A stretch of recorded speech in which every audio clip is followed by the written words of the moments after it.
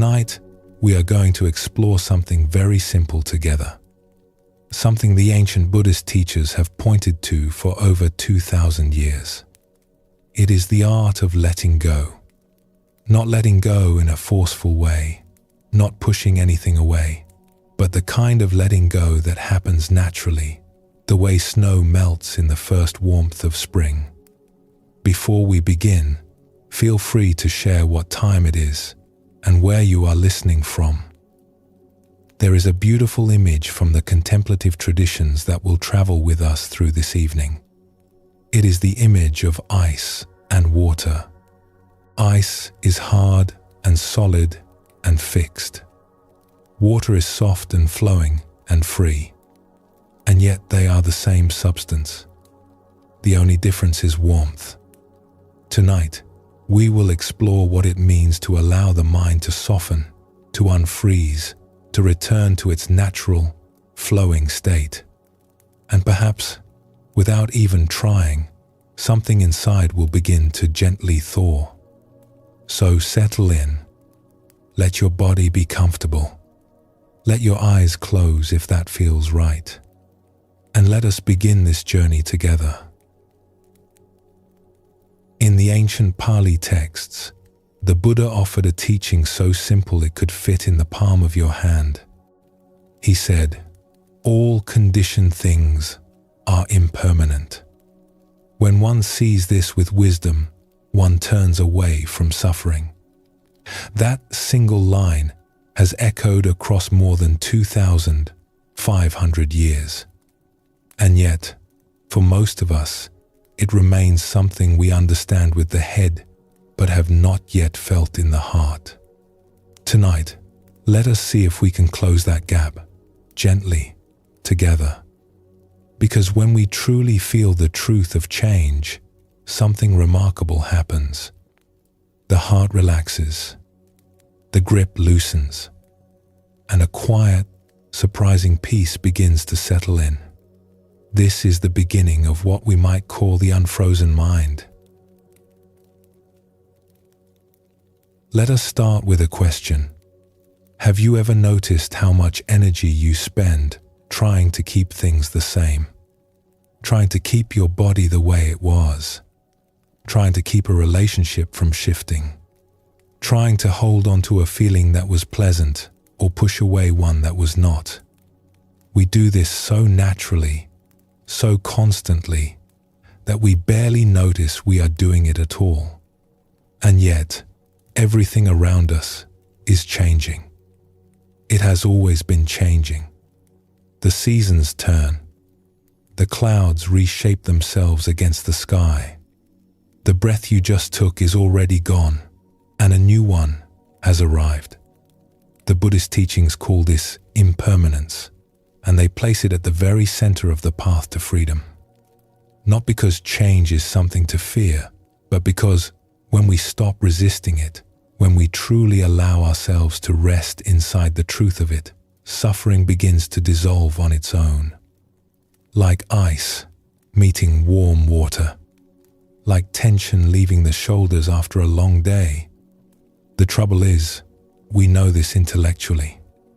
We can nod along and say, yes, of course, everything changes, but knowing it in the mind and living it in the body are two very different things. There is a gap between understanding and experience, and that gap is where most of our suffering lives. So how do we cross that gap? Not through more thinking, not through belief, but through a gentle, patient willingness to look at what is actually happening, moment by moment, in our own lives. Let us explore a story about a teacher who learned this lesson on a mountain trail. This teacher had been practicing meditation for many years. He was experienced, steady, and deeply familiar with the teachings on impermanence. One afternoon, while hiking along a rocky path in the hills, his foot slipped on a wet stone. He fell hard, and his knee struck the ground with a sharp crack of pain. It was serious enough that he could not walk, and his companions had to help carry him back down the trail to where he was staying. That evening, he lay on his bed with his knee swollen and throbbing. He had a busy schedule ahead. Teachings to offer, places to travel, people who were expecting him. And the mind, as minds do, began to spin. "How could I have been so careless?" the mind said. "I should have been paying more attention. I should have watched where I was stepping. How could I let this happen?" Have you ever had a conversation like that with yourself? That familiar voice of self-blame, turning a simple accident into a personal failure? The teacher noticed the direction his thoughts were heading.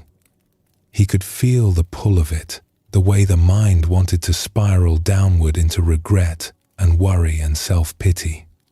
And in that moment, he made a gentle choice. He did not fight the thoughts. He did not scold himself for having them. He simply paused and asked himself a quiet question. Given that I have a body, is it really so surprising that something like this would happen? And with that question, something shifted. Of course the body is vulnerable. Of course accidents happen. This is not a mistake. This is what it means to have a physical form in a world of constant change. The rocks are hard, the trails are uneven, and the body does what bodies do. From that moment of acceptance, a simple phrase arose in his mind. It came softly, almost like a whisper, and it became something he returned to again and again in the years that followed. Anything can happen anytime. Now, you might expect that such a phrase would feel unsettling. Anything can happen anytime. It sounds like it could be the opening line of a worry, the beginning of anxiety. But something surprising happens when you let those words settle in without resistance. Try it now, if you like. Just let the phrase rest gently in your awareness. Anything can happen anytime. Rather than tensing up, you may notice that something in you softens. Because what you are really saying is, I am not going to spend my energy trying to control what cannot be controlled. I am not going to live defensively, bracing against the next unexpected thing. I am going to acknowledge, with honesty and with gentleness, that this is simply how life is. And in that acknowledgement, there is freedom. There is space. The shoulders drop half an inch. The jaw unclenches. The breath comes a little more easily. This is not resignation. It is not giving up. It is something much more alive than that. It is the kind of peace that comes from no longer fighting with reality. The Buddha had a phrase for this too. He called it seeing things as they are, not as we wish they were, not as we fear they might become, just as they are right now in this moment. The great Thai forest teacher Ajahn Chah once put it beautifully. He held up a glass of water and said to his students, "You see this glass? I love this glass. It holds the water admirably. When the sun shines on it, it reflects the light beautifully. But when I put this glass on the shelf and the wind knocks it over and it falls and breaks, I say, of course, I already knew this glass was broken. Because I understood its nature, he was not being pessimistic. He was being free. He loved the glass completely, and he held it lightly. That is the art of the unfrozen mind." Let us explore another story. This one is quieter, more inward. A young student had traveled far from home to attend a long meditation retreat at a monastery nestled in the countryside. He had been practicing for several weeks, and the early days were very hard. His mind was restless and scattered. He could not concentrate. His body ached from sitting, and slowly, A heavy mood of discouragement settled over him like a grey fog. He sat in the meditation hall one evening, feeling the full weight of it. The thought arose, I am not good at this. I am failing. Everyone else seems peaceful, and I am just sitting here struggling. It was a familiar kind of suffering, the kind many of us know well. The feeling that we are somehow falling behind, that we are not doing life correctly, that something is wrong with us that is not wrong with other people. But then, in the middle of that heavy mood, a small, clear thought appeared. It was almost playful. In 6 months, will I even remember that I felt this way? He paused. Would he? Probably not. In 6 months, this evening, this particular heaviness, this specific flavor of discouragement would be completely forgotten, gone like a cloud that drifts across the sky and dissolves into blue. What about 3 months from now? 1 month?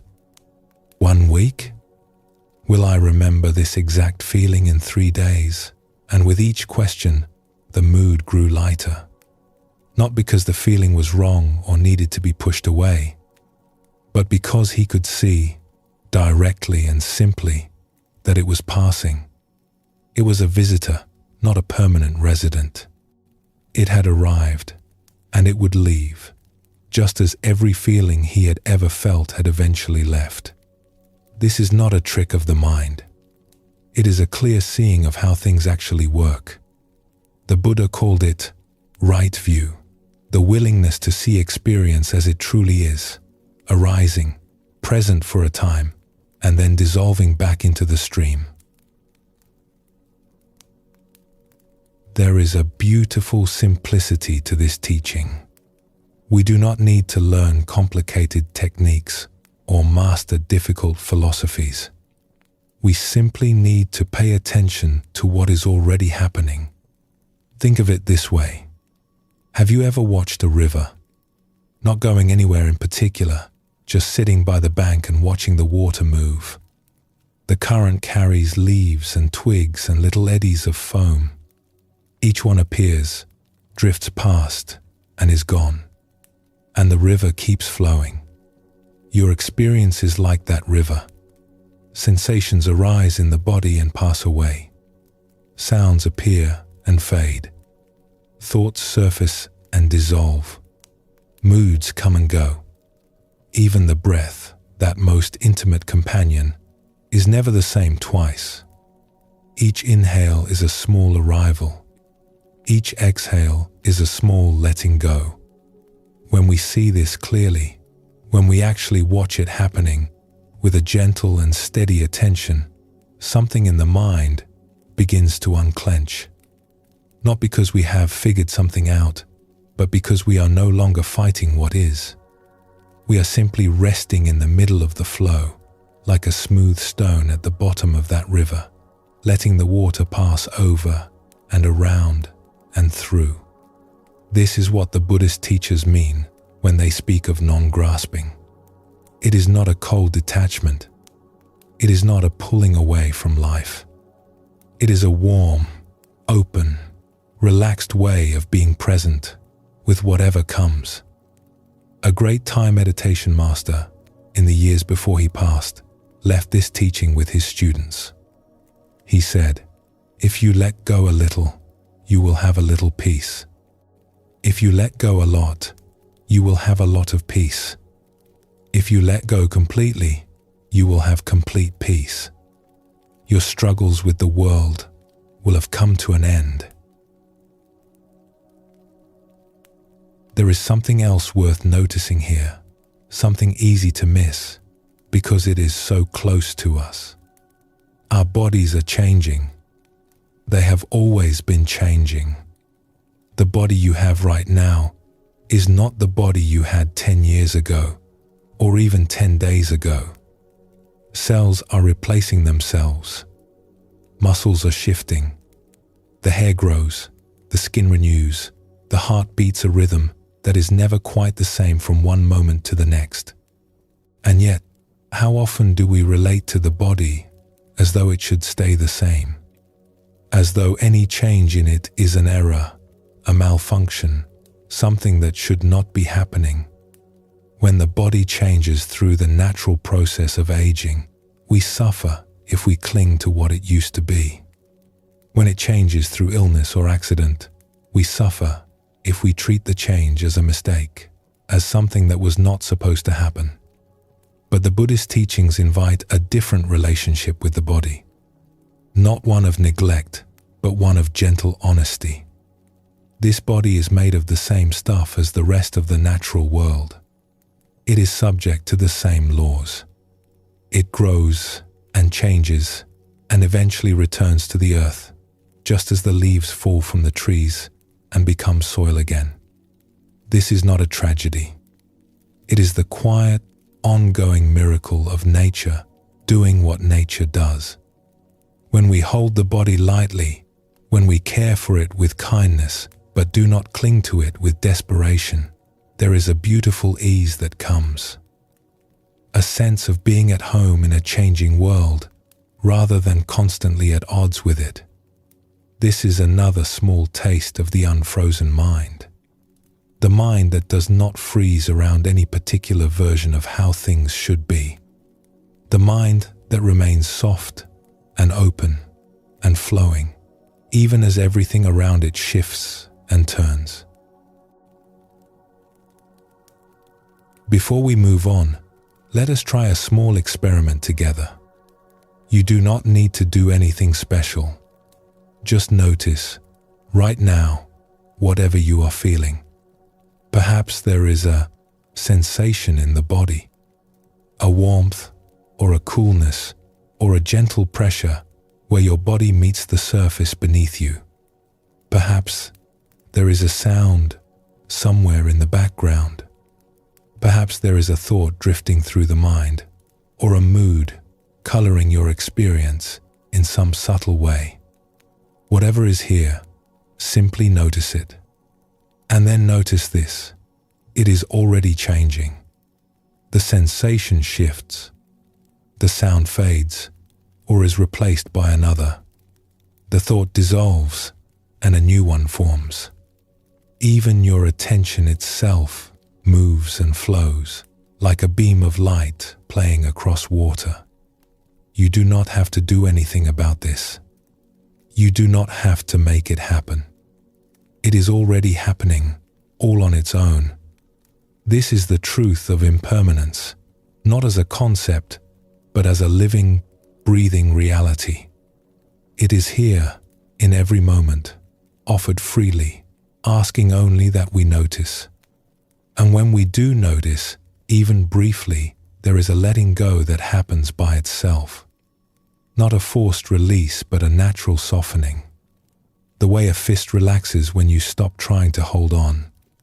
The way the breath deepens when you stop trying to control it. This is the doorway the Buddha spoke of. Not a grand entrance. Not something far away. Just this. Just here. Just the simple, continuous flow of experience met with a gentle and open heart. In the Zen tradition, there is a saying, the whole moon and the entire sky are reflected in one dewdrop on the grass. All of the vast teachings on impermanence, all of the wisdom of the ages, can be found in a single moment of honest seeing. You do not need to travel to a distant monastery. You do not need to sit for hours in perfect stillness. You only need to look at what is already in front of you and notice that it is moving, changing, flowing. And in that noticing, the mind begins to thaw. Just a little. Just enough. Like the first warm day at the end of a long winter, when the ice at the edge of the pond begins to soften, and you can hear the quiet sound of water finding its way again. Anything can happen any time. And that is not a reason to be afraid.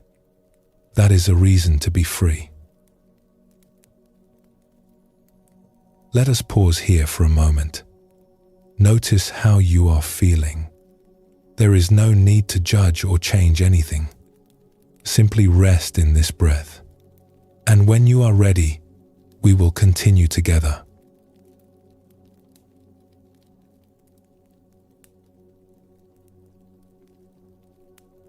There is an old Buddhist teaching that compares our lives to a dream. Not to say that our lives are unreal or that they do not matter, but to point to something we all sense if we are honest with ourselves. There is a strange, shimmering quality to experience. It arises, it feels so vivid and solid while it is happening, and then it is gone. And once it is gone, it might as well have been a dream. The Buddha once said, "It is in the nature of things that joy arises in a person who is free from remorse. But what keeps us from that ease, that natural joy? Often, it is the habit of reaching forward, always forward, into the next moment, as if the thing we need is just around the corner. Just one more step ahead." Let us look at this gently together, because hidden inside this habit is one of the most freeing discoveries on the entire path. Think back to a moment from the past few days. It does not matter how small. Maybe you were eating a meal you had been looking forward to. Maybe you were lying down after a long afternoon. Maybe you were watching the sky change color. Whatever it was, bring it to mind now. Can you feel how real it was at the time?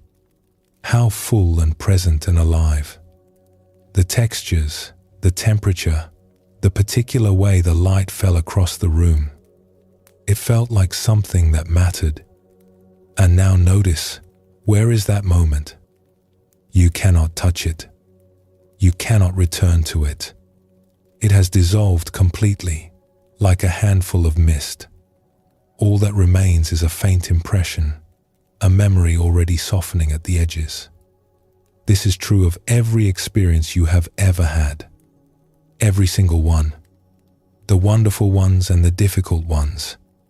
The moments of deep connection and the moments of loneliness. The celebrations and the ordinary Tuesday afternoons. They have all passed through you like water through an open hand. When the ancient teachers say that life is like a dream, this is what they mean. Not that it is worthless, but that it is transparent. It does not hold still. It cannot be grasped. And there is something deeply peaceful in allowing yourself to see that clearly. But here is where it gets interesting.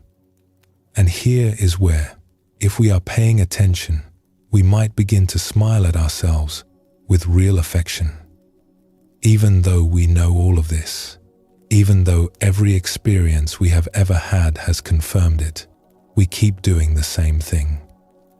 We keep leaning forward into the next moment, convinced that this time, this next experience, will be the one that finally satisfies. You can watch this in yourself. It is happening all the time, often so quietly that we do not notice. You are sitting comfortably, and the thought arises, I could make a cup of tea, and suddenly, the present moment, which was perfectly fine, is not quite enough. The mind has already traveled to the kitchen, already imagined the warmth of the mug in your hands, already tasted the first sip. You are no longer here. You are there, in a moment that does not exist yet.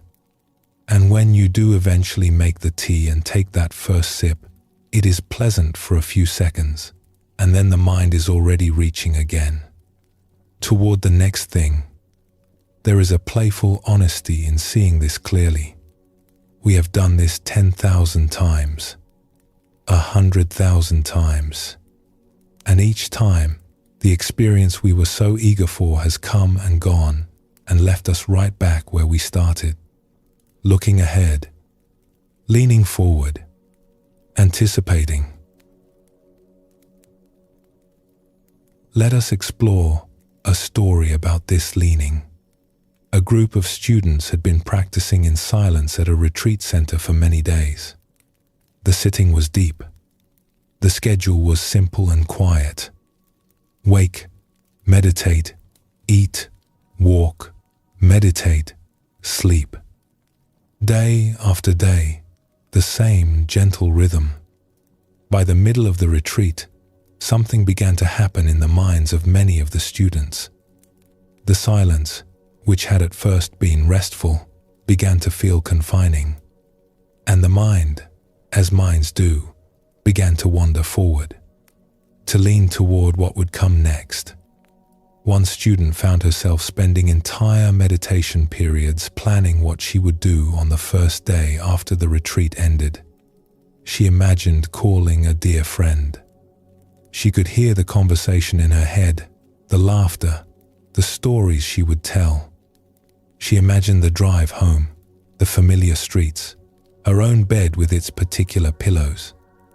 She imagined stopping at a small cafe she loved, ordering her favorite drink, sitting by the window and watching people walk by.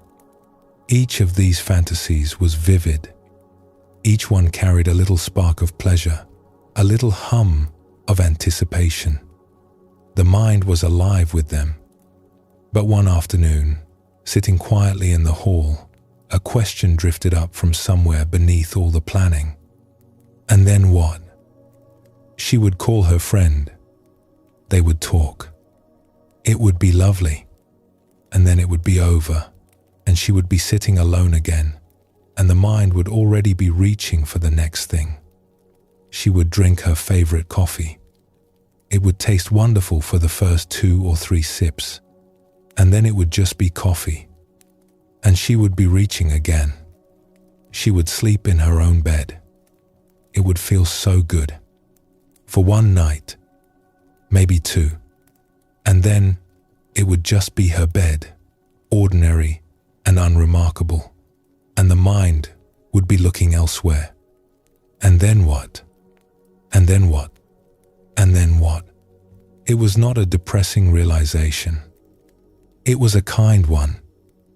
It was the mind finally seeing, with a gentle clarity, the pattern it had been running for as long as she could remember. Always reaching, always arriving, always reaching again. There is a phrase that sometimes circulates among people of a certain age. Someone once observed that after they turned 55, breakfast started happening every 15 minutes. There is a warmth to that observation, a rueful humor, because we all recognize it. Time does seem to move faster as we grow older. The years begin to blur. Seasons fold into each other. You look up, and another year has somehow passed, and you are not entirely sure where it went. But this is not just about aging. It is about the nature of experience itself. Experience is always arriving and always departing. It never stays. It cannot stay. That is not a flaw. It is the very nature of the stream. And when we see this, something opens up. Not sadness, though there can be a tender quality to it. More like a kind of wide, quiet honesty. This is how it is. This is how it has always been. And fighting it, resisting it, clinging to moments as they pass, does not keep them here. It only makes us tired. Now here is where the teaching takes a beautiful turn, because the Buddhist path is not about becoming numb to experience. It is not about withdrawing from life, or deciding that nothing matters, or sitting in a cave watching the years go by with a blank expression. Quite the opposite. There is a kind of paradox at the heart of this wisdom, and it is one of the most important things we will touch on together tonight. The very same experiences that leave us unsatisfied when we chase them, when we grasp at them, when we lean into them with that familiar energy of wanting, these very same experiences become something entirely different when we meet them with presence. A cup of tea, reached for out of craving, is a brief pleasure followed by a vague emptiness. But a cup of tea received with full attention, with a gentle awareness of its warmth and fragrance, and the feeling of the mug against the palms, is something else entirely. It is not about the tea anymore. It is about the quality of mind that meets it. This is what the teachers mean when they say that every experience can become part of the path. Not because we need to turn everything into a spiritual exercise, but because the way we meet what arises changes everything. When we stop grasping, we start receiving. When we stop leaning forward, we start being here. And being here, it turns out, is where all the richness actually lives. The Zen teacher, Thich Nhat Hanh, once said, "The present moment is filled with joy and happiness. If you are attentive, you will see it." This is not a sentimental statement. It is a precise one. The joy he is pointing to is not the joy of getting what you want. It is the joy of being fully awake to what is already here. The texture of the air, the weight of your own body, the quiet hum of life going on all around you, in every direction. There is a story from one of the contemplative traditions about two monks who were walking together through the countryside. They had been walking for a long time, and the younger monk was growing restless. "When will we arrive?" he asked. The older monk smiled. "Where do you think we are going?" "To the monastery, of course." "And what will you do when you arrive?" "I will sit. I will drink water. I will rest." The older monk stopped walking and looked at his companion. "And what are you doing right now?" The younger monk opened his mouth to answer, and then he understood. He was already walking. He was already breathing. The sun was already warm on his shoulders. The path was already beneath his feet. "Ah," he said quietly. The older monk nodded. "Yes," he said. "Ah." This is the quiet revolution the Buddhist teachings offer. Not a revolution of action, but a revolution of attention. We do not need to change what we are doing. We need to change how we are meeting it. When we live in the habit of always reaching forward, we miss what is right in front of us. We miss the texture of this moment, the one that is actually happening, the only one that is ever actually happening. We trade the real for the imagined, the present for the anticipated. And the anticipated, when it finally arrives, has already become the present, which we are already trading for the next anticipated thing. It is like walking down a road lined with beautiful trees, but always looking at the horizon, always watching for the destination. Meanwhile, the dappled light is falling through the leaves. The birds are singing. The air smells of earth and green things. All of it is right here, right now, asking nothing of you except that you notice. The Buddha put it simply: do not dwell in the past. Do not dream of the future. Concentrate the mind on the present moment, not because the past and future are bad, but because the present is the only place where life actually happens. It is the only place where the mind can truly rest. It is the only place where the ice can begin to soften.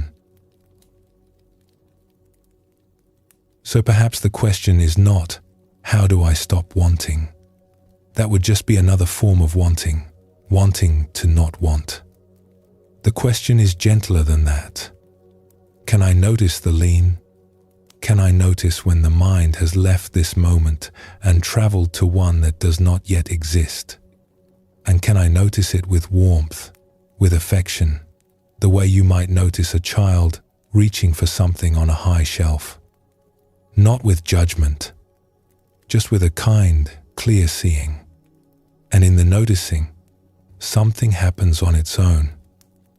The mind pauses, the reaching relaxes, and for a moment, just a moment, you are simply here, not going anywhere, not needing anything, just this. That moment is worth more than you might think, because in that moment, the mind is not frozen. It is not clinging to what might be. It is soft and open and present.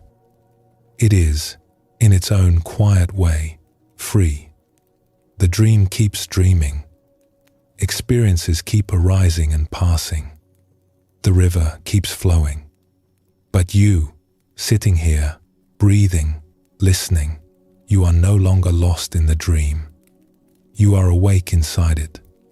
And that makes all the difference.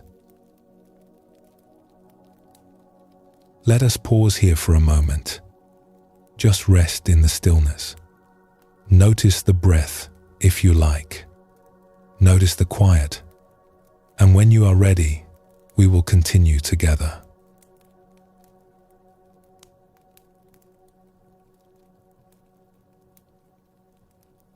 A Zen master was once asked by a student, "What is the fundamental nature of reality?" The master picked up a small stone from the ground and held it out in his open palm. "What do you see?" he asked. "A stone," the student said. "Look more closely." The student leaned in, studying the stone, its rough surface, the tiny flecks of mineral catching the light. "I see a stone," he said again. The master smiled. "That is your first problem. Tonight, let us look more closely. Not because reality is hiding from us, but because what we take to be solid and fixed is, when we look with enough care, something far more fluid and surprising than we imagined. And in that surprise, there is a deep and unexpected rest." Let us begin with something familiar, an experience most of us have had. You are sitting in a darkened room, watching a story unfold on a screen. Perhaps it is a love story. Perhaps it is an adventure. Whatever it is, you are completely absorbed. The characters feel real to you. Their struggles are your struggles. When they are in danger, your heart beats faster. When they find each other again after a long separation, you feel a warmth in your chest. Your hands may even clench without you realizing it. Your breath may quicken or slow, following the rhythm of the story. For those 2 hours, or however long the story lasts, you are inside it. It is your world. The room around you has disappeared. The seat beneath you has disappeared. The person sitting next to you has disappeared. There is only the story and you living in it. And then something happens. A small thing. Maybe someone nearby coughs. Maybe you shift in your seat and notice the armrest under your elbow. Or maybe your eyes drift upward for just a moment and you see it, the beam of light, projected from somewhere behind you, carrying the images to the screen. And in that instant, something cracks open. You realize that nothing is actually happening up there. No one is falling in love. No one is running through the rain. There are no mountains, no oceans, no faraway cities. There is only light playing across a flat white surface. The feelings were real. Your racing heart was real. Your tears were real. But the thing that caused them? It was light and shadow, arranged just so. Now, what does that say about all the other dramas we live inside of every day? This is not meant to make life feel empty. It is meant to loosen the grip, just a little. Because we do this same thing all day long, every day. We watch the stories that our own minds project onto the screen of experience, and we respond to them as though they are absolutely solid and absolutely real. We feel threatened by a thought about tomorrow. We feel grief over a memory that is long past. We feel anger at someone who is not even in the room, someone who may be sleeping peacefully on the other side of town, entirely unaware of the argument we are having with them inside our own head. The stories feel so real. And in a way, they are real. The feelings they produce are real. The sensations in the body are real. But the stories themselves, when we look closely, are made of the same substance as that beam of light in the darkened room. They are mind stuff, projected onto the moment, and we have forgotten that we are the ones doing the projecting. The Buddhist teachings have a gentle way of pointing to this. They do not say that the world is an illusion. They say that the world is like an illusion, like a dream, like a reflection in still water. It is real enough to engage with, to care about, to respond to. But it is not as solid as it appears. And when we see that, we stop taking our reactions quite so seriously. We stop gripping quite so tightly. We allow a little more space around the stories the mind tells. And in that space, there is breathing room. There is rest. Let us go a little deeper, but gently. When you hear a sound, what is actually happening? We say, "I heard a bird singing," and we feel that the bird and the singing are out there, separate from us, and that we are simply receiving the sound as it is. But the contemplative traditions invite us to look more carefully at this ordinary moment. What is reaching your ear is not a song. It is tiny waves of pressure in the air, ripples of compression and expansion, moving outward from the bird's throat. When these ripples meet the ear, something astonishing happens. They are translated, transformed, interpreted by the body and the mind into what we experience as music. The sweetness of the song, the beauty of it, the way it makes you feel on a quiet morning, none of that exists in the air itself. The air has no sweetness. The pressure waves have no beauty. The mind is creating all of it, weaving raw vibration into something rich and meaningful. And it is not just sound. Think of color, the redness of a sunset, the green of new leaves in spring. These are not qualities that live in the world outside your eyes. What is out there is light, vibrating at different frequencies. And the mind takes those frequencies and conjures, from nothing, the entire world of color. The soft gold of candlelight, the blue of a lake at dusk, the white of fresh snow. There is nothing out there that is golden. There is nothing out there that is blue. The mind is painting all of it, moment by moment, in exquisite detail.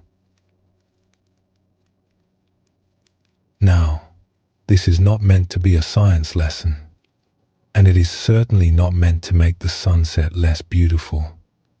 If anything, it is meant to make it more beautiful. Because when you realize that the mind is doing all of this, creating color and sound and texture and fragrance from raw energy and vibration, you begin to appreciate just how extraordinary ordinary experience actually is. Think of the scent of flowers on a warm afternoon.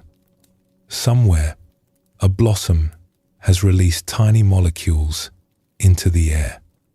They float and drift, and eventually, one of them lands on a receptor inside your nose. And from that single, invisible molecule, the mind produces an entire experience. The rich, sweet, unmistakable aroma, the pleasure it brings, the memories it may call up, a garden you once visited, a person you once loved. All of this, from a molecule you cannot see, meeting a receptor you did not know you had. The ancient teachers may not have had the language of molecules and receptors, but they understood something profound about the nature of experience. They understood that the mind is not a passive mirror, reflecting a world that exists independently out there. The mind is an active participant, shaping and creating the experience of reality, moment by moment. And when you see this, when you feel it directly, and not just think about it, something wonderful happens. The boundary between in here and out there begins to soften.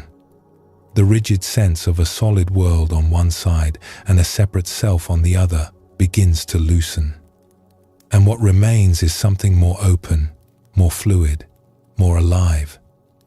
The unfrozen mind, once again.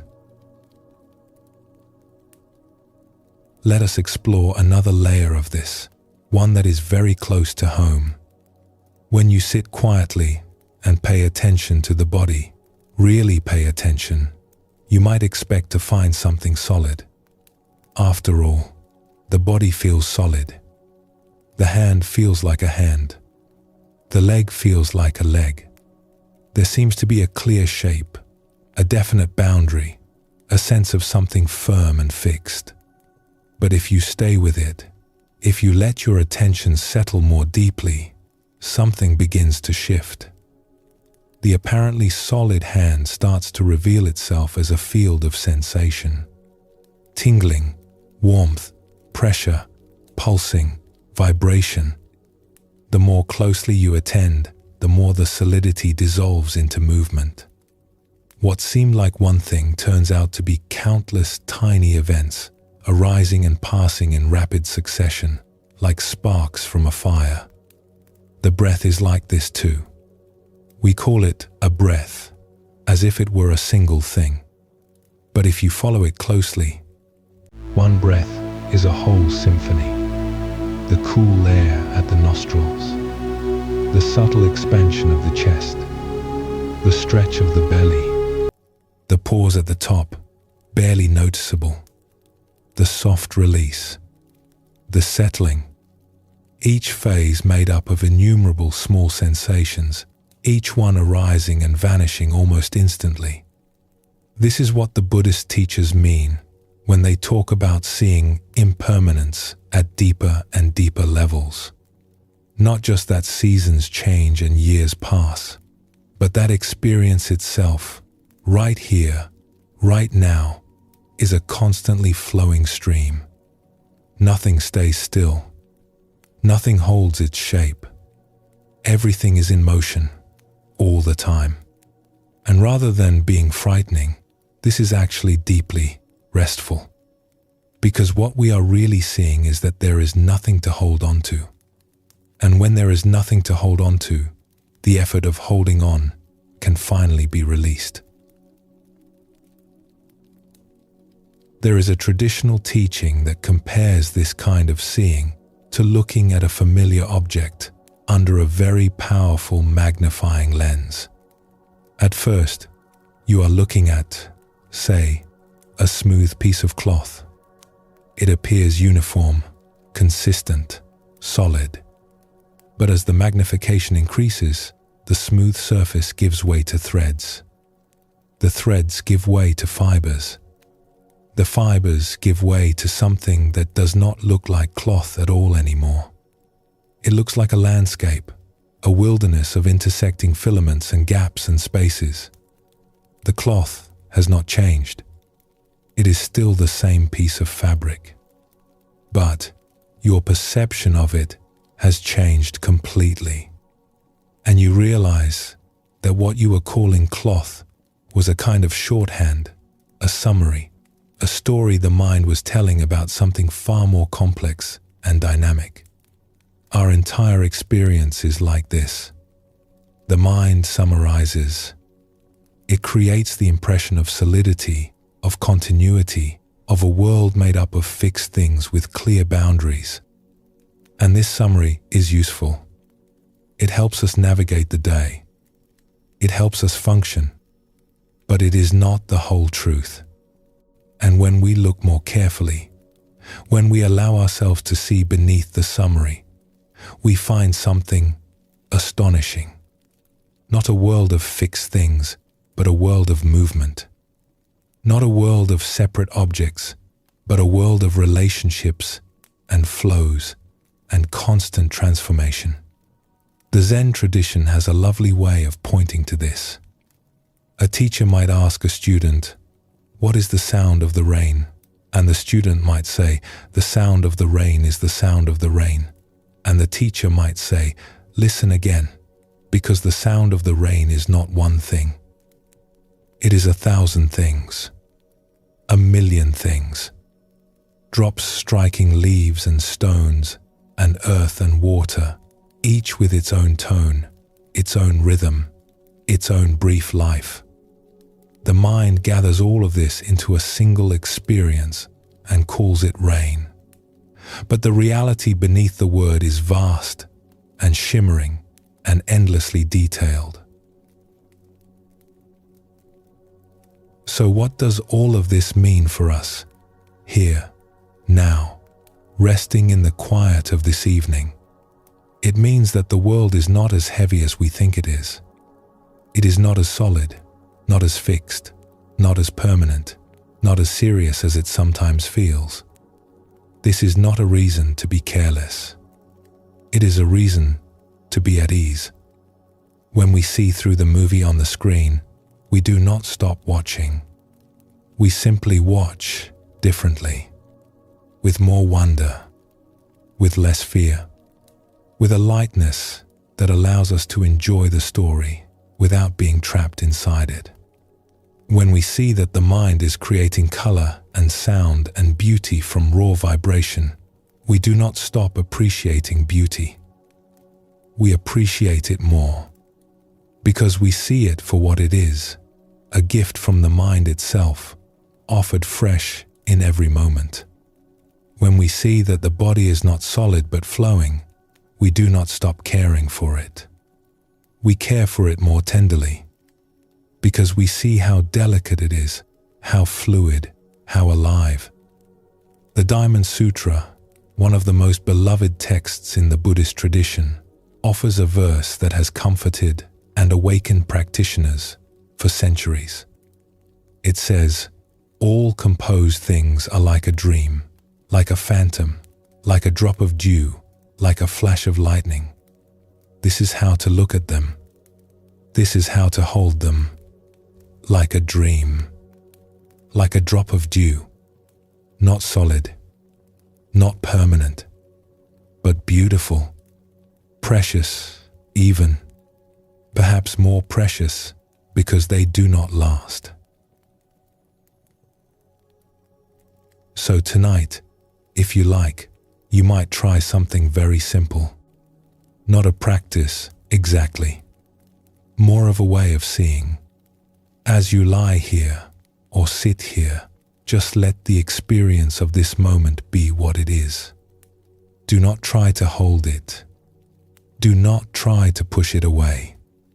Just notice how it comes and goes, all on its own. A sound arises and fades. A sensation appears and dissolves. A thought forms and drifts away, like a cloud in an open sky. You do not have to do anything about any of it. It is all happening by itself, this constant, effortless flow. And you are here, awake to it, present in the middle of it. Not as a fixed point, not as a solid thing, but as something more like the sky itself, open, spacious, and undisturbed by what passes through. Nothing is really going on, and everything is going on. Both are true, at the same time, in the same breath. And holding both of those truths together, lightly, gently, without needing to choose between them, is one of the deepest forms of rest there is. Let us pause here for a moment.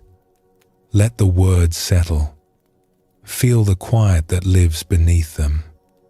And whenever you are ready, we will continue together.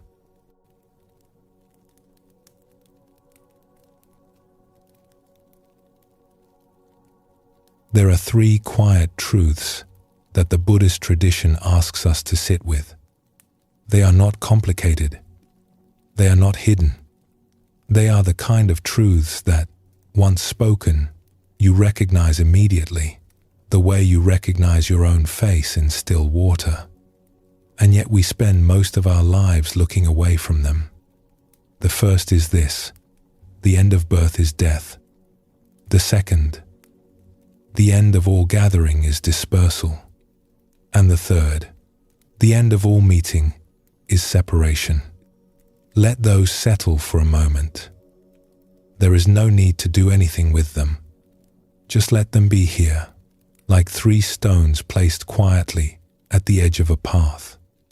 Tonight, we are going to sit with these truths together, not because they are heavy, but because, when held gently, they are among the most clarifying and life-giving reflections available to us. The teachers who lived closest to these truths were not somber people. They were, again and again, described as radiant, at ease, full of quiet joy.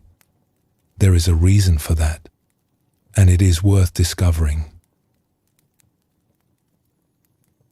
We will start with the third truth, because it is the one closest to everyday life. The end of all meeting is separation. Every person you have ever met, you will one day part from.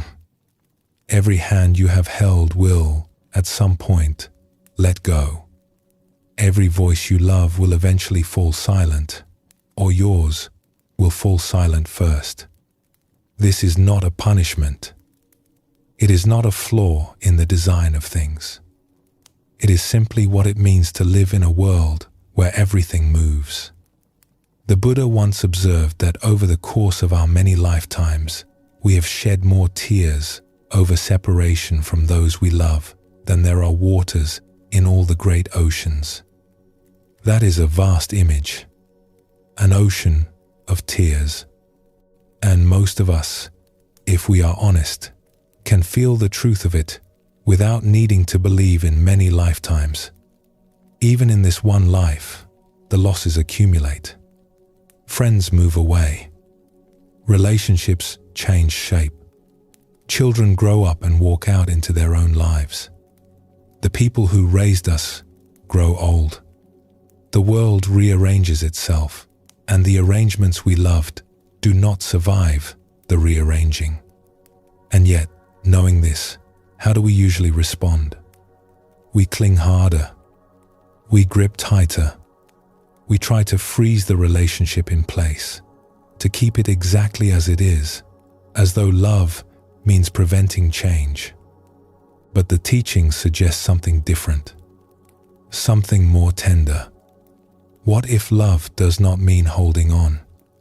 What if love means holding gently, cherishing what is here while it is here, without demanding that it stay? There is an old teaching that compares this to holding a small bird in your hands. If you grip too tightly, you crush it. If you hold too loosely, it flies away. But if you hold it with just the right tenderness, just the right openness, it rests in your palms freely. It stays not because it is trapped, but because it is safe. This is what the unfrozen mind looks like in relationship.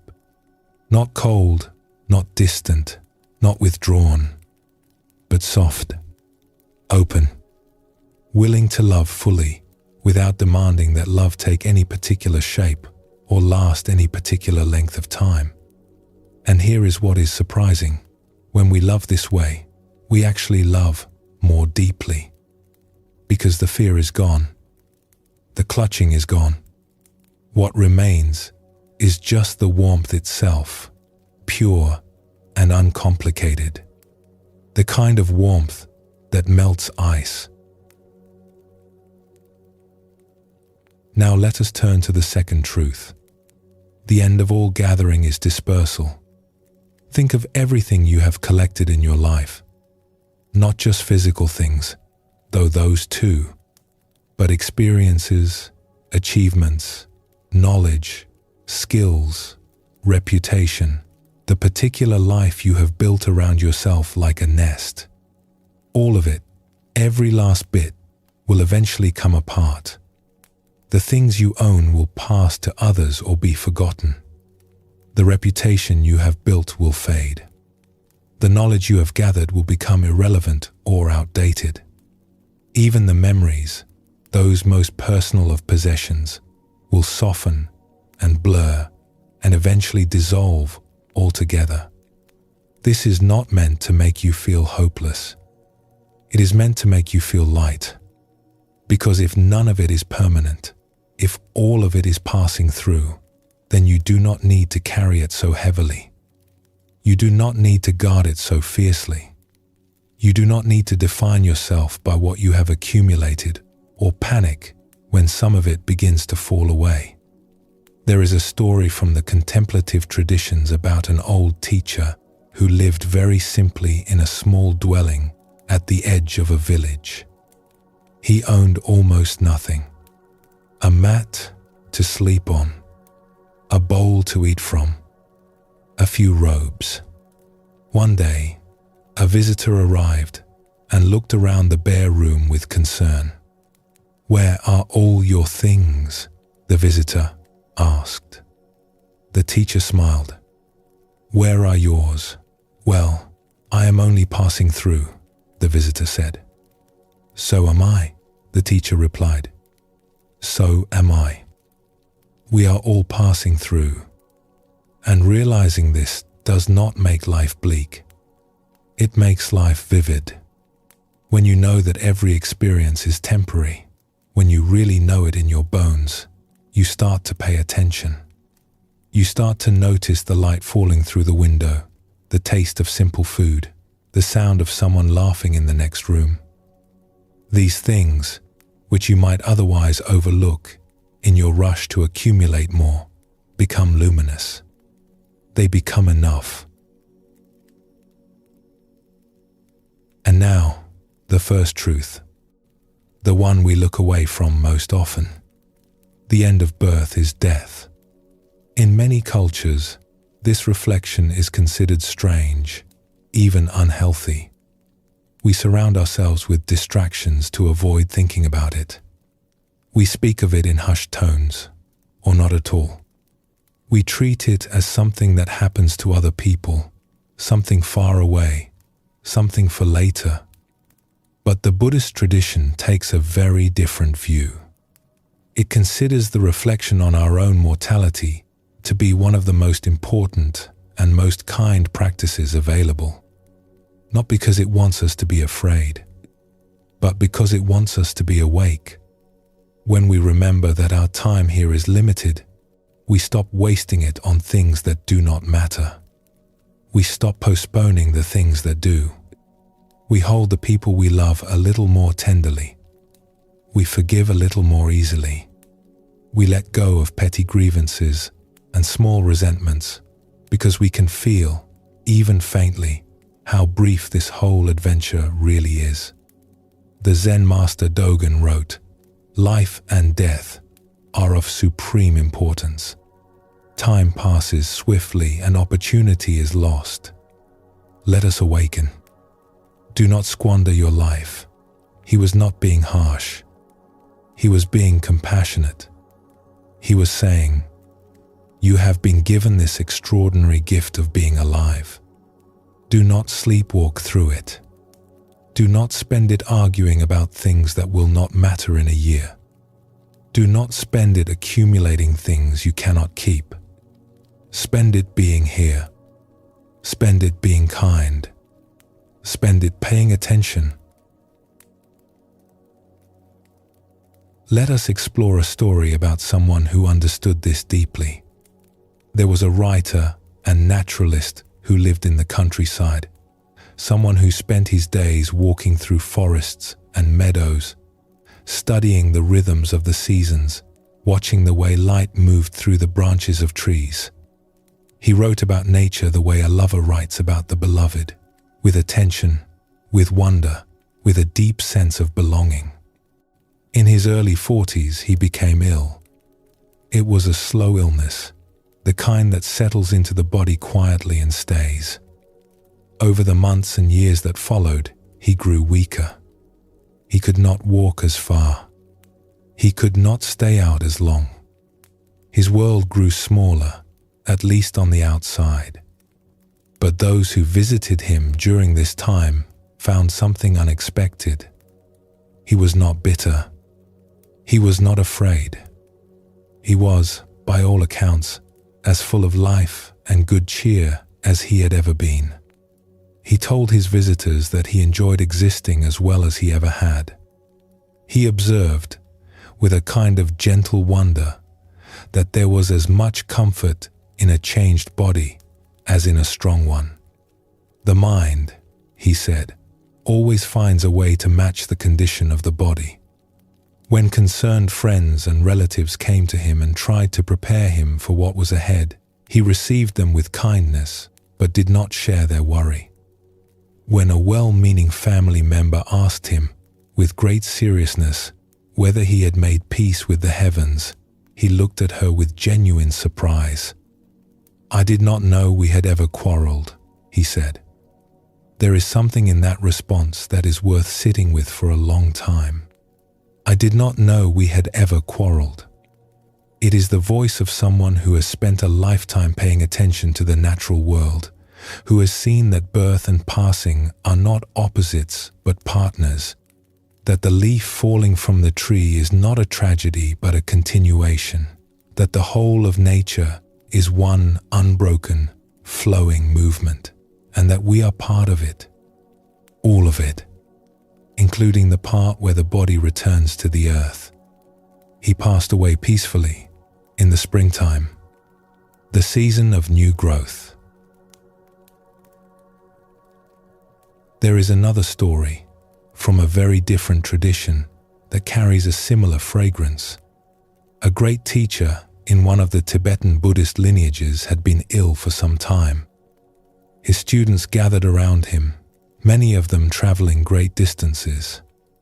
The room was filled with love and also with sorrow, because they could see that their beloved teacher was nearing the end of his time in this body.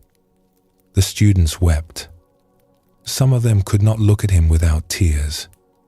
The grief of losing someone who had changed their lives, who had shown them the nature of their own minds, was overwhelming. And the teacher, surrounded by all of this sorrow, looked at them with calm, warm eyes. And he said, very simply, "Do not worry. Nothing happens. Do not worry. Nothing happens." On one level, of course, everything was happening. A body was failing. A life was drawing to a close. Hearts were breaking. But the teacher was pointing to something beneath all of that, something vast and still and untouched by the comings and goings of the surface. He was pointing to what the Buddhist tradition calls the unborn, the dimension of experience that does not come into being and therefore does not pass away. The awareness that holds all of life and all of its changes without itself being changed. We will explore that awareness more deeply in a little while. For now, it is enough to feel the tenderness of the moment. A teacher in his final days, offering comfort to those who had come to comfort him, reminding them that the deepest truth is not the story on the surface. The deepest truth is the vast, open space in which all stories arise and dissolve. Nothing happens, and everything is held. So what do these three truths ask of us?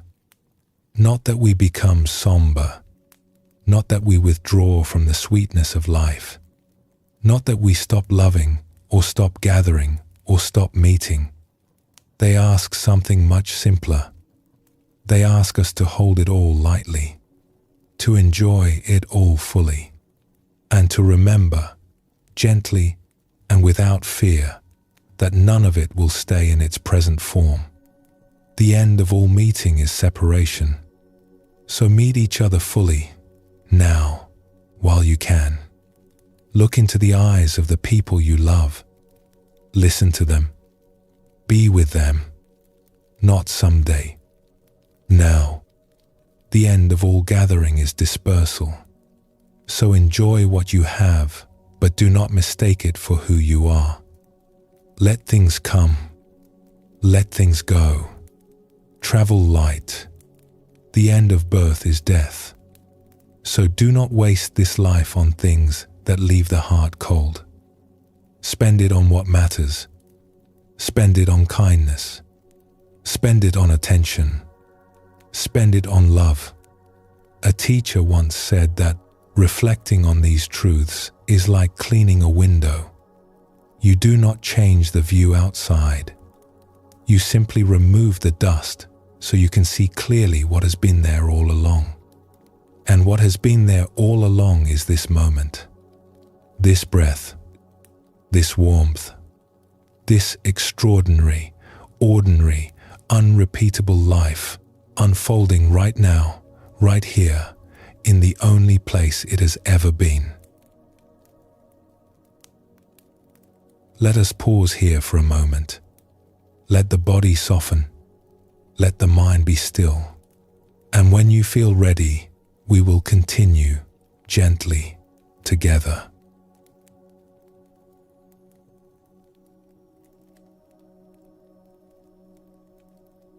There is a book about the history of the number 0. It traces how this simple, strange idea traveled across centuries and civilizations, how it confused and delighted mathematicians, how it overturned entire systems of thought. The book has a wonderful title. It is called The Nothing That Is. When you look at 0, you see nothing. But look through it, and you see the world. That line has stayed with many who have encountered it, because it points to something that cannot quite be put into words. Something the Buddhist and Zen traditions have been circling for thousands of years. The mind, at its deepest level, is like that 0. When you look for it, you find nothing. No object, no shape, no color, no location. You cannot hold it in your hand or point to it in space. And yet, look through it, and there is the whole world.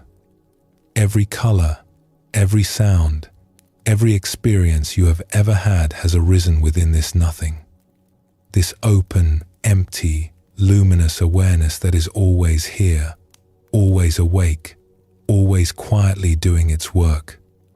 Tonight, let us rest in that discovery together, not as something to understand with the mind, but as something to feel, the way you feel, the warmth of sunlight on your face without needing to understand the physics of light.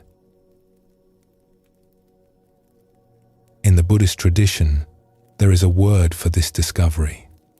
It is called bodhicitta. It is a word from the ancient Pali and Sanskrit languages, and it means, simply, the awakened heart. Now, the word awakened can sound very grand. It can sound like something reserved for monks on mountain tops or saints in ancient texts. But the tradition insists, again and again, that this awakened heart is not something extraordinary. It is not something you need to earn or achieve or travel far to find. It is the most ordinary thing in the world. It is what you already are, beneath the noise. Bodhicitta has two faces, the tradition tells us. Two expressions of the same thing. The first face is compassion. When the heart sees clearly, when it is not clouded by fear or grasping or confusion, what naturally arises is a warmth toward others. A simple, uncomplicated wish for beings to be well. Not a grand project to save the world, but something much quieter than that. The way you might instinctively reach out to steady a child who is about to stumble. The way your heart softens when you see someone struggling. That natural, unforced tenderness. That is the first face of the awakened heart. The second face is harder to describe because it is not really a thing at all. It is awareness itself, the knowing quality of the mind. The fact that experience is happening and something is aware of it. Let us sit with that for a moment, because it is simpler than it sounds. Right now, as you listen to these words, something is aware that you are listening. You do not have to make it happen. You do not have to concentrate or strain or try. The awareness is already here. It was here before you started listening. It will be here after you stop. It is here when you are happy and when you are sad. It is here when the mind is busy and when the mind is still. There is a simple way to notice this. Listen to the sounds around you, whatever they are. The hum of a fan, a car passing outside, the wind, silence itself, whatever is present. Now notice, did you have to do anything to hear those sounds? Did you have to build the awareness, or turn it on, or create it from scratch? Or was it simply already here, open and ready, receiving whatever arose? This is what the tradition calls the innate wakefulness of mind. It is not something you practice your way into. It is something you relax your way into noticing. It has been here all along, the way the sky has been here all along, even when it was hidden by clouds. There is a moment that many meditators describe, a moment that can happen in formal practice or in the middle of an ordinary day. It is the moment when you suddenly notice that you have been aware this whole time, not aware of anything in particular, just aware. It is like waking up inside a dream and realizing you were already awake, or like searching the house for your glasses and then finding them on your face. The Buddha gave one of his simplest and most direct instructions about this. He said, "Let go of the past. Let go of the future. Let go of the present. And cross over to the further shore, the further shore." It sounds far away. It sounds like something at the end of a long and difficult journey. But the beauty of this teaching is that the further shore is not distant at all. It is right here. It is this very mind, in this very moment, when it is not grasping at anything. Let go of the past. That does not mean forget the past. It means stop reaching back for it. Stop replaying it. Stop trying to fix it or relive it. Let it rest. Let go of the future. That does not mean stop planning or caring about what comes next. It means stop leaning into it right now. Stop living in anticipation. Let it come when it comes. Let go of the present. This is the most surprising part. Even the present moment, when we grip it, when we try to hold it still and make it stay, becomes a form of clinging. Let even this go. Let the moment flow. And what remains? What is left when you are not holding on to anything at all? The tradition says, what remains is the further shore. Not a place, not an experience, just this. Open, spacious, aware, the nothing that is. Let us explore a story about this. In a monastery in the mountains, a young student had been meditating earnestly for many months. She sat for long hours each day. She followed the instructions carefully. She watched the breath. She noted the sensations. She observed the thoughts.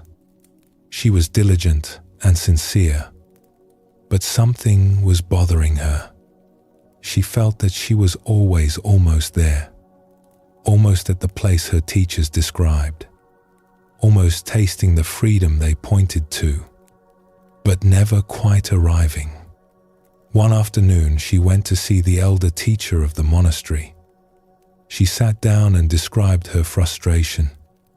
"I feel like I am always reaching," she said, "always striving, like the thing I am looking for is just one more step ahead. But when I take that step, it moves. It is always one more step." The teacher listened quietly. Then she said, "What are you looking for?" "Peace," the student said. "Freedom, the awareness the teachings describe. And where are you looking for it?" "In my meditation, in the next moment, in a deeper experience." The teacher smiled. "And what is aware of all this reaching? What is aware of the frustration? What is listening to me right now?" The student paused. She opened her mouth to answer, and then she stopped.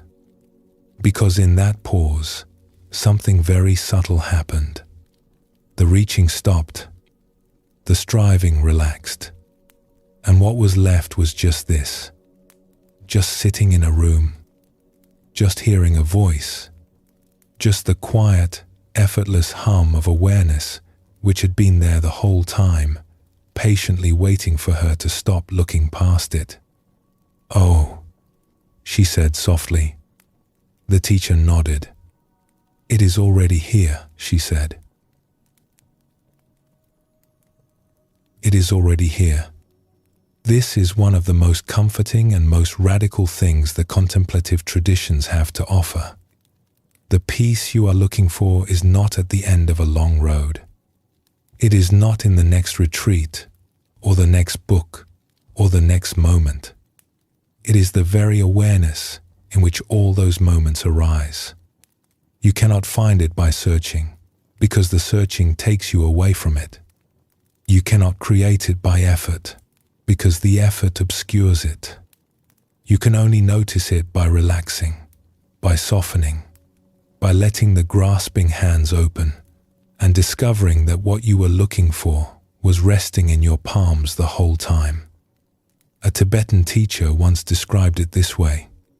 He said, "When you recognize the empty, selfless nature of things, the energy to bring about the good of others dawns naturally and without effort. This is the connection between the two faces of bodhicitta. When awareness recognizes itself, when the mind stops grasping and simply rests in its own open nature, compassion arises on its own. Not as a duty, not as an obligation, but as the natural warmth of a mind that is no longer contracted around itself. Think of it this way. When water is frozen into ice, it cannot flow. It cannot nourish. It cannot find its way to the places that need it. But when the ice melts, the water moves effortlessly. It flows downhill toward the valley. It seeps into the earth. It finds the roots. It feeds the river. It does not need to be told where to go. Its nature is to flow, and when the freezing stops, it simply does what water does. Compassion is like that. It is not something we need to manufacture. It is something we need to stop blocking. When the mind unfreezes, when it lets go of its fixations and its fears and its tightly held opinions about how things should be, what naturally flows out is kindness, care, the simple, uncomplicated wish for others to be well. There is a beautiful practice that some of the traditions recommend, not as a technique, but as a way of framing the day. At the beginning of a period of rest or meditation, or simply at the start of the morning, you might offer a quiet aspiration. Something like, "May this time be of benefit. May whatever arises here serve the welfare of all beings. You do not have to believe that your quiet moment of rest is literally saving the world. That is not the point. The point is the orientation. The point is that you are turning the heart outward, even slightly, even gently, so that your peace is not just for you. It is connected to something larger. It is a small offering, made to the whole. And at the end of the day, or the end of a sitting, or the end of a walk, you might offer another quiet thought. May whatever goodness arose here be shared. May it ripple outward in ways I cannot see. This is the seed of bodhicitta. It is very humble. It is very small. It does not ask much of you. But seeds, as we know, have a way of growing into things far larger than themselves. There is a line from a writer who loved the natural world, who spent his life watching seeds become forests and small streams become rivers. He wrote, "Though I do not believe that a plant will spring up where no seed has been, I have great faith in a seed. Convince me that you have a seed there, and I am prepared to expect wonders. Great faith in a seed." That is what this path asks of us. Not grand gestures, not dramatic transformations, just the willingness to plant something small and true, and to water it with attention, and to trust that it knows how to grow. The seed is already in you. It has always been in you. It is the quiet awareness that is listening right now. It is the warmth that arises when you think of someone you love. It is the peace that comes in those brief, unguarded moments when the mind forgets to grasp and simply rests. You do not need to create it. You only need to stop covering it up. Let the soil be soft. Let the water find the root. Let the light come in, the nothing that is, the zero through which the whole world shines. It has been here all along, patient and luminous, waiting for you to stop searching and simply look. Let us pause here for a moment. There is no rush. Let the quiet hold you, and when you feel ready, we will walk the last stretch of this path together.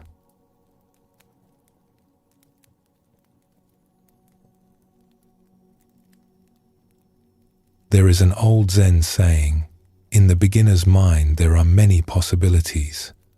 In the expert's mind there are few." We have been exploring, together, the art of letting go. Letting go of the need for things to stay the same. Letting go of the habit of reaching for the next moment.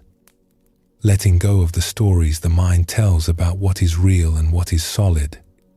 And, most tenderly, letting go of the people and things we love, not by pushing them away, but by holding them with open hands. But there is a quieter kind of holding on that we have not yet looked at. It does not announce itself the way desire does, or grief, or fear. It operates in the background, so familiar that we barely notice it. And yet it may be the most persistent form of clinging we carry. It is our attachment to our own opinions, to being right, to the sense that we know how things are and that our way of seeing is the correct one. Let us be honest with ourselves for a moment, gently and with a sense of humor. We have opinions about everything, about the right way to raise children, about the right way to eat, about what kind of music is good and what kind is not, about politics, about religion, about the neighbor's garden, about the weather, about the way other people drive. We have opinions about things we know deeply and things we know almost nothing about. We have opinions about places we have never visited, foods we have never tasted, people we have never met. The mind is an opinion-generating machine, and it runs constantly, producing views and judgments and positions on every conceivable subject, often before we have even been asked. And there is nothing wrong with that. Opinions are natural. They are part of how the mind makes sense of the world. The problem is not that we have opinions. The problem is that we become them. Have you ever noticed what happens in the body when someone disagrees with you? Not about something important, just about something small. The best route to take on a drive. Whether a film was good. How long to cook rice. There is a tightening. A contraction. Sometimes it is in the chest. Sometimes in the jaw. Sometimes in the belly. The body stiffens as if preparing for something.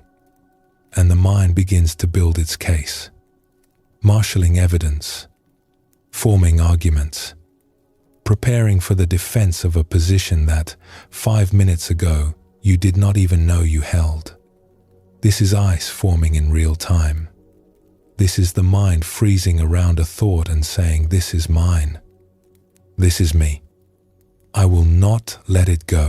A great Zen teacher captured this perfectly. He said, simply, "Don't side with yourself. Don't side with yourself." It is such unusual advice. Everything in our culture tells us the opposite. Stand your ground. Know what you believe. Defend your position. Be confident in your views. And those things have their place. There are moments when clarity and conviction matter deeply. There are principles worth standing for. Kindness, honesty, the welfare of others. But the teacher was pointing to something more subtle. He was pointing to the reflex, the automatic, unexamined habit of assuming that our perspective is the right one simply because it is ours. Think about how strange that is when you really look at it. We trust our opinions not because we have carefully examined them, not because we have weighed all the evidence, but because they are ours. They arose in our mind, and so they must be correct. That is not wisdom. That is loyalty to a thought. And it creates so much unnecessary friction. So many arguments that did not need to happen. So many resentments that grew from nothing more than two people, each convinced that their version of reality was the real one, neither willing to soften, neither willing to say those most liberating of words, "I might be wrong." Let us explore a story about this. Two monks were walking along a country road after a heavy rain. The fields on either side were flooded, and the road itself was thick with mud. As they approached a crossroads, they came upon a woman standing at the edge of a deep puddle. She was dressed in fine clothes and looked distressed. There was no way across without ruining her garments. Without a word, the older monk walked over, lifted her up, and carried her across the mud. He set her down on the dry ground on the other side. She thanked him and went on her way, and the two monks continued walking. They walked in silence for a long time. An hour, then two. The younger monk's face grew darker and darker. Finally, he could not contain himself any longer. "How could you do that?" he burst out. "We are monks. We have taken vows. We are not supposed to touch a woman. How could you pick her up like that?" The older monk looked at him calmly. "I set her down 2 hours ago," he said. "Why are you still carrying her? Why are you still carrying her?" It is such a clear mirror to hold up to ourselves. How often do we carry things long after the moment has passed? Not physical things, but mental things. Opinions about what should have happened. Judgments about what someone else did wrong. Replays of conversations, rewriting them so that we come out on top. Grievances polished and preserved like objects on a shelf. The older monk did something simple. He saw a need, he responded, and then he let it go. The whole thing took perhaps 30 seconds of his life. But the younger monk turned it into hours of suffering, not because of what happened, but because of his opinion about what happened. His attachment to being right. His certainty that his view of the rules was the correct one. And notice, the younger monk was not wrong. Exactly. There was a rule. The older monk did something unconventional. But the younger monk's suffering did not come from the situation. It came from his inability to let it go. It came from siding with himself. There is an even deeper layer to this, and it is worth approaching softly because it touches on something very close to the heart. Beneath all our opinions, beneath all our views and judgments and positions, there is a more fundamental attachment. It is the attachment to the one who holds the opinions. The attachment to I. We take it so completely for granted that there is a solid, continuous self at the center of our experience. Someone who is thinking these thoughts. Someone who is having these feelings. Someone who was born on a particular day and has lived a particular life and will continue, more or less the same, into the future. But the Buddhist teachings, with great gentleness, ask us to look more carefully. What is this I? Where does it live? If you look for it, what do you find? You might say, I am my body, but the body changes constantly. The body you have now is not the body you had as a child. Every cell has been replaced, some of them many times over.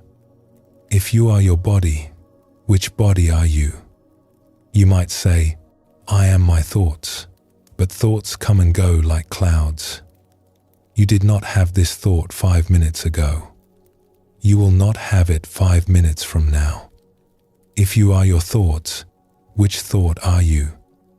You might say, I am my memories, but memories shift and fade and rearrange themselves. Two people who shared the same experience will remember it differently. If you are your memories, which version are you? The more closely you look, the more the solid sense of I begins to soften. Not disappear, but soften. Like ice meeting warm water. What seemed like a fixed, permanent thing reveals itself as a process, a flow, a constantly changing stream of experiences that the mind gathers together and labels me.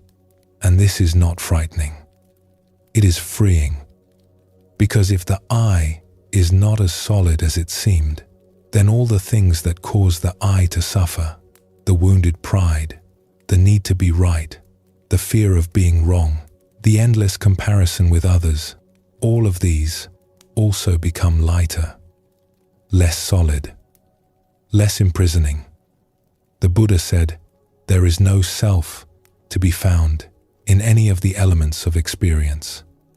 When you see this clearly, the heart is released.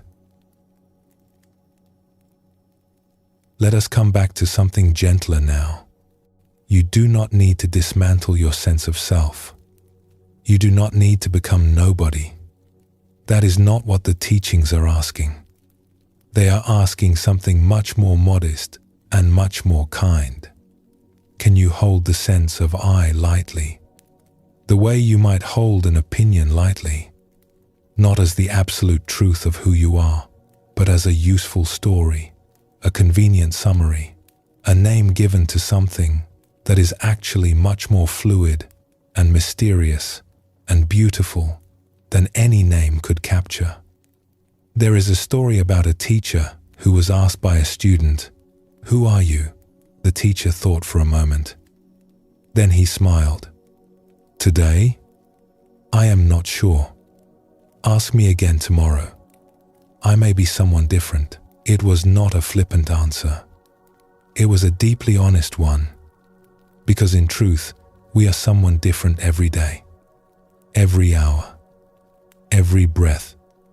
The I of this morning is not quite the same as the I of this evening, and both of them are already fading into the past.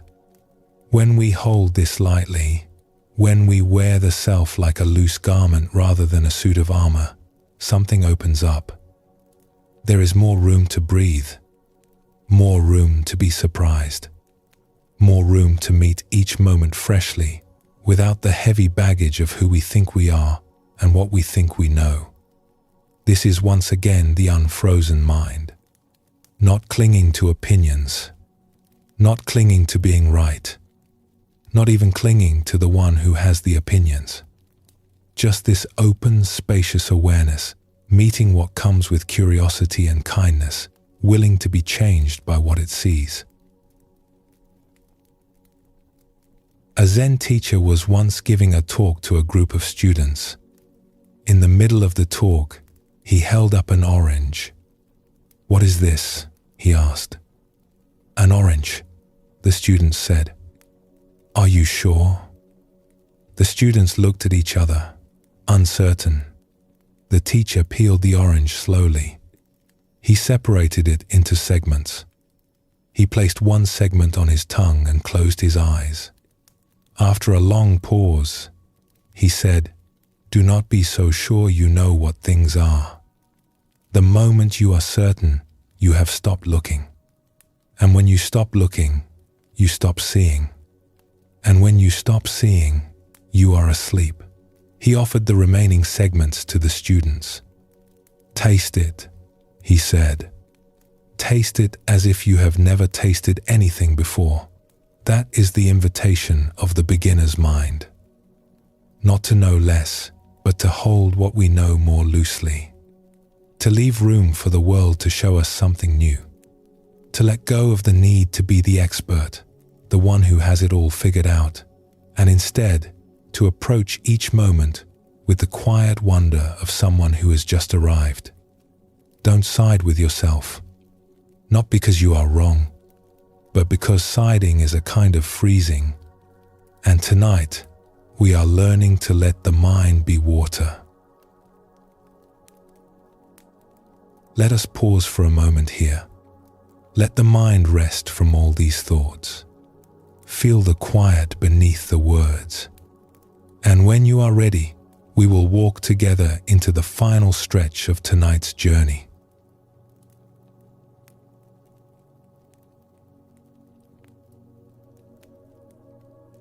We have come a long way together tonight. Through stories and silence, through questions and quiet truths. We have looked at the nature of change and the habit of reaching. We have peered beneath the surface of what seems solid and found it shimmering. We have sat with the tender facts of separation and loss. We have discovered that the awareness we were searching for was never missing. And we have practiced, gently, the art of not siding with ourselves. Now, as we approach the end of this journey, let us return to the image we began with. The one that has been waiting for us, patiently, all evening. Ice and water. In the contemplative traditions, this image is used to describe the entire journey from confusion to clarity, from suffering to peace. And its beauty lies in its simplicity. Ice is hard. It is rigid. It holds a fixed shape. If you press against it, it resists. If you try to pour it, it will not flow. It is locked in place, solid and unyielding. In this image, ice represents the mind that clings, the mind that grips an experience and will not let it go, the mind that freezes around a thought, a feeling, a desire, a fear, and holds it in place, even when holding it causes pain. We have all felt this. The tightness in the chest when we are angry and will not let the anger pass. The heaviness of a worry that we turn over and over, as if examining it one more time might finally resolve it. The ache of wanting something we cannot have, or wanting something we already have to never change. That is ice. It is the mind contracted around itself, hard and cold and stuck.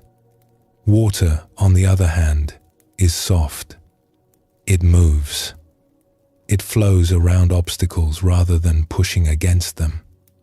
It takes the shape of whatever container holds it, and when there is no container, it spreads out freely in every direction. It finds the lowest ground without effort. It nourishes whatever it touches. Water represents the mind that has let go. Not a mind that does not care, not a mind that has gone numb, but a mind that is fully alive and fully responsive, precisely because it is not frozen in place. It meets each moment as it comes. It adjusts, it adapts, it flows. It does not resist the shape of things. It does not demand that reality conform to its preferences. And here is the part that changes everything, the part that makes this image so full of hope. Water is not a different substance from ice. It is the same substance, the same mind. The only difference is that the freezing has stopped. Think about what that means for a moment. Freedom is not something you have to go out and find. It is not waiting for you at the end of a long journey. It is not something that belongs to the saints and the sages and not to you. Freedom is this very mind, the one you are using right now to listen to these words, unfrozen, unsoftened, released from its grip. You have already tasted this. You may not have called it freedom. You may not have recognized it, but you have tasted it. Think of a moment when you were laughing so freely that you forgot yourself entirely. Think of a moment when you were so absorbed in something beautiful, a piece of music, a landscape, the face of someone you love, that the usual chatter of the mind simply stopped. Think of a moment when something worried you for days, and then one morning you woke up and the worry was gone, and there was just the morning, just the light, just the simple fact of being alive. In each of those moments, the ice melted, just for a little while, just enough for the water to flow, and it felt like relief. It felt like coming home. That is not a special state. That is your natural state. The freezing is the addition. The clinging is the extra effort. The water was always there, underneath. But let us be honest with ourselves, kindly, as always. The ice reforms. It reforms constantly. This is not a failure. This is simply the nature of having a mind that has spent many years in the habit of grasping. Let us explore a story that illustrates this with warmth and humor. There was a revered teacher, widely known for his wisdom and compassion, who was visiting a large city for a series of talks. Each day, he was driven along a busy road lined with shops. The shop windows were full of gleaming objects, devices, and gadgets, many of them new, many of them unfamiliar to him. He was not a man who owned many things. He lived simply. His needs were few. He had spent decades training the mind in the art of letting go. And yet, at the end of the week, he turned to his companions with a sheepish smile and confessed something.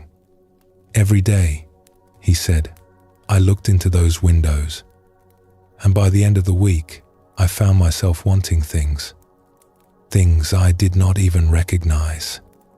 I did not know what they were or what they did. And still, the wanting arose. His companions laughed, and he laughed with them, because the confession was not a defeat. It was a teaching. He was showing them, with his own experience, how deep and how persistent the habit of wanting is. It lives in all of us. Even in those who have practiced for a lifetime, The difference is not that the wanting disappears. The difference is that you see it. You see it arise, and you smile at it, and you do not follow it. You do not freeze around it. You let it come, and you let it go, the way you might watch a leaf drift past on a stream. That is the practice, not perfection, not the elimination of desire, just this gentle, continuous noticing, this ongoing willingness to let the ice melt again and again, as many times as it forms. Now, there is a subtlety here that is worth mentioning because it catches many of us. Sometimes the ice looks like water. Sometimes we think we have let go, but what has actually happened is that we have traded one form of clinging for another. The tradition has a playful word for this. It calls it slush. Slush is what happens when we become attached to the experience of letting go, when we cling to calm, when we grasp at peace, when we taste the spacious, open quality of awareness and then immediately freeze around it, trying to hold it in place, trying to make it stay. I had such a beautiful meditation yesterday. Why can I not get back to that? That is slush. The ice has partially melted, but it has not quite let go. There is still a hand reaching, still a grip tightening, still a self at the center saying, "This is mine. I want to keep this." Even awareness itself can become something we cling to. We begin to taste the open, luminous quality of mind, and we think, "This is it. I have found it." And in that very moment of claiming it, we have frozen again. Subtly, almost imperceptibly, but frozen nonetheless. The path is not about arriving at a permanent state of openness. It is about the continuous, gentle willingness to notice when the freezing has happened and to allow the warmth back in. Again, and again, and again. Without judgment, without frustration, with the same patience we might bring to watching snow melt on a spring afternoon. Let us explore a story about this. A student had been practicing at a small monastery for several years. She was earnest and devoted. Over time, her meditation had deepened considerably, and she had begun to experience periods of great stillness, a quiet, luminous calm that would settle over the mind like moonlight on still water. She treasured these experiences. She began to arrange her days around them. She would eat lightly before sitting, so the body would not be heavy. She would choose the quietest corner of the meditation hall. She would sit at the same time each evening when the monastery was most still. She was building, without realizing it, a careful little fortress around her peace. One morning, she went to see her teacher. She was glowing. "Something wonderful is happening," she said. "The mind has become so still, so clear. It is like looking into a pool of water with no ripples at all." The teacher listened and nodded. "And how do you feel about that?" he asked. "I love it," she said. "I want it to continue. I am afraid of losing it." The teacher was quiet for a long moment. Then he said, very gently, "That is the ice forming again." She looked at him, confused. "But it feels like freedom," she said. "It feels like freedom," he agreed. "But listen to your own words. I love it. I want it to continue. I am afraid of losing it." That is 3 layers of clinging wrapped around a beautiful experience. The experience itself is fine. It is the wrapping that is the problem. She sat with this for a long time. It was uncomfortable because she could feel the truth of it. The peace she had found was real. But the way she was holding it was not peaceful at all. She was gripping it the way a child grips a favorite toy, afraid someone will take it away. "So, what do I do?" she asked. The teacher smiled. "Enjoy the still water," he said. "But do not try to stop the wind. Do not try to stop the wind. Let the ripples come. Let the stillness come. Let whatever comes come. And let whatever goes go. That is water. That is the unfrozen mind. Not a mind that has achieved permanent calm, but a mind that does not cling to calm when it arrives or push away restlessness when it returns." So how do we live this way? How do we keep the melting going? There are two simple reminders that have helped many practitioners over the years. They are not techniques exactly. They are more like whispered invitations offered from the heart of the tradition to anyone who is willing to hear them. The first is this: it is already here. Not tomorrow. Not at the end of a retreat. Not when you have finally sorted out your life or solved your problems or become a better person. It is already here. The open, flowing, unfrozen awareness that you are looking for is present right now, in this very moment, as the background to everything you are experiencing. When you feel yourself striving, reaching, leaning forward into the next experience, as if freedom is just around the corner, pause and remind yourself it is already here. And in that pause, you may feel a settling, a softening, a quiet arrival in the place you never actually left. The second reminder is a little unusual. The phrasing is odd, but stay with it, because it is pointing to something important. It does not matter to what you do not cling. Read that again, slowly, in your mind. It does not matter to what you do not cling. What this means is that freedom is not about finding the right experience to let go of. It is not about identifying the one attachment that is keeping you stuck and heroically releasing it. Freedom is simply the absence of clinging. Any clinging. All clinging. And since the nature of the mind is already open, already aware, already free, the only thing required is to stop adding the clinging. Not to do something, to stop doing something. It is like asking, how do I make this ice into water? And the answer is, stop keeping it cold. The water is already there.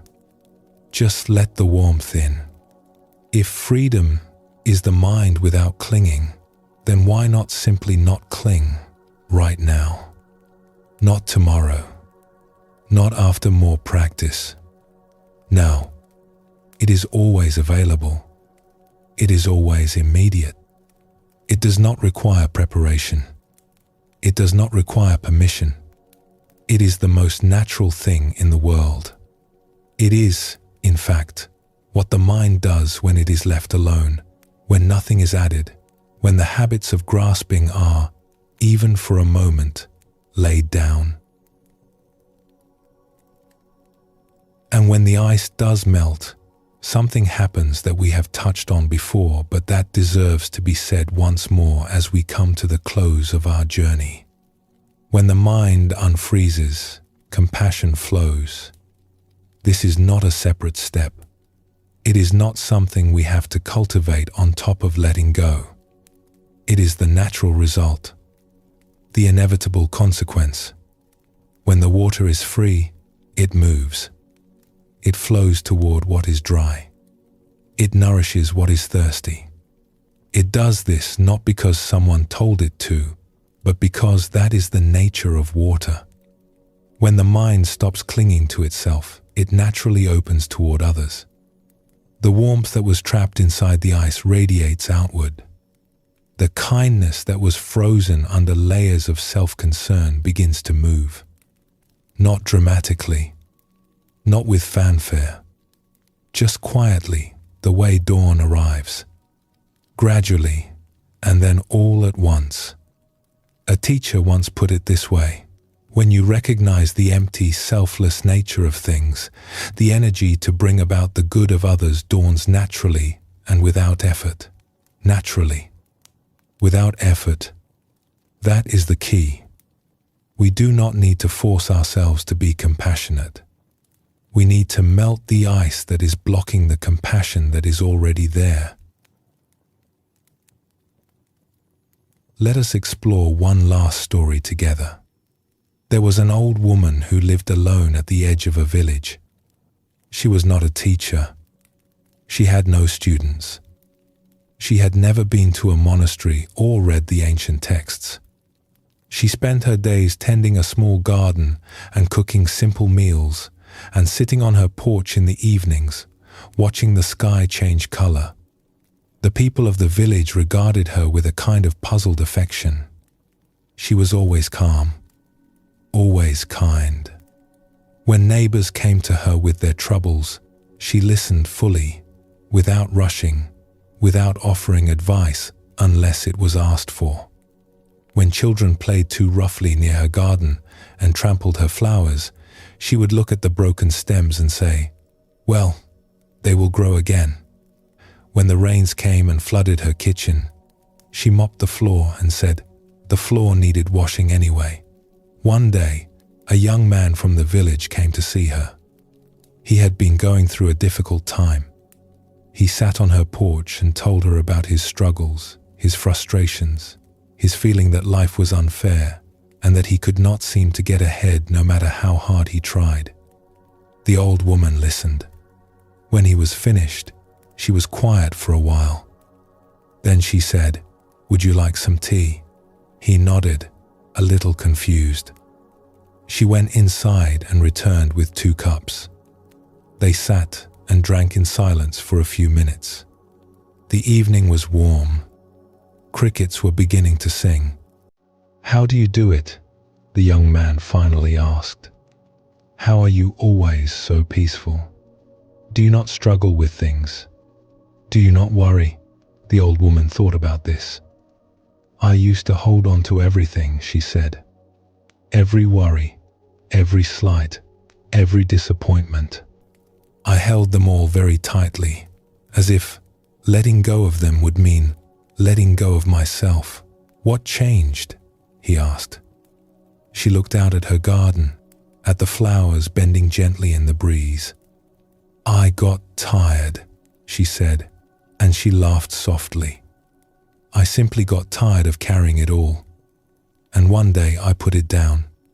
Not all at once. A little at a time. One worry, then another. One old resentment, then another. And each time I set something down, I noticed that my hands were a little more free. And with free hands, I found I could do things I could not do before. I could tend the garden. I could hold a cup of tea. I could reach out to a neighbor." She looked at him kindly. "That is all it is," she said. "Putting things down so your hands are free." The young man sat with this for a long time. And something in him, something tight and tired and old, began, very quietly, to soften. So here we are, at the end of the path, which is also the beginning. Because this is not the kind of journey that has a finish line. It is the kind that circles back gently to where it started. Each time we walk it, we see something new. Each time the ice melts, it melts a little deeper. Each time we notice the clinging and let it go, the letting go comes a little more easily. We started this evening with a simple image: ice and water, the same substance, separated only by warmth. And we have seen, through stories and teachings and quiet reflection, that this image holds the whole of the path within it. The mind freezes. This is not a problem. This is just what minds do. the mind melts. This is not an achievement. This is just what happens when we stop holding on. And in the melting, something beautiful is revealed. Not something new, something that was always there. The open, flowing, tender awareness that is our deepest nature. The warmth that connects us to each other and to all living things. The peace that does not depend on circumstances. The freedom that is not found at the end of the road, but in the willingness to let go of the road altogether and simply be here. It is already here. It has always been here.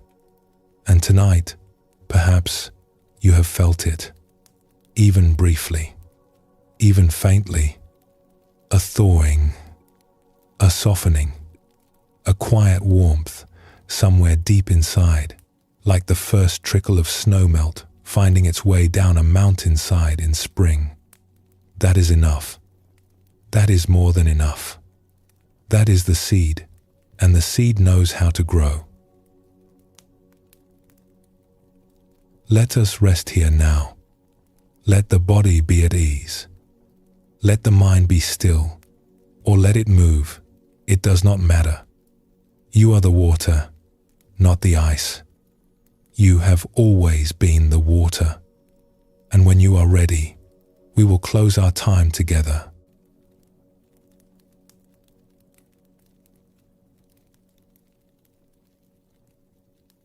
Thank you for being here tonight.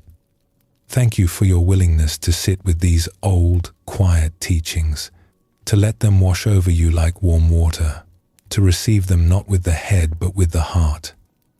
We have traveled a gentle road together. We have looked at change and found it was not something to fear, but something to rest inside of. We have seen through the stories the mind tells and discovered that the world is lighter than it appears. We have sat with the tender truths of separation and loss and found that they open, rather than close, the heart. We have looked for awareness and found that it was already here, patient and luminous, asking nothing of us but that we stop searching. And we have held up this simple image, ice and water, the mind that clings and the mind that flows, the same mind, the same heart, separated only by warmth. You do not need to remember everything from tonight. You do not need to practice anything perfectly. The teachings are not tasks. They are invitations, and they will be here whenever you want to return to them, as steady and as patient as the breath itself. For now, let the body rest. Let the mind drift. Let whatever remains of the ice continue its slow, quiet melting. There is no rush. The water knows the way. Sleep well, and thank you for joining us here at Sleepy Monk.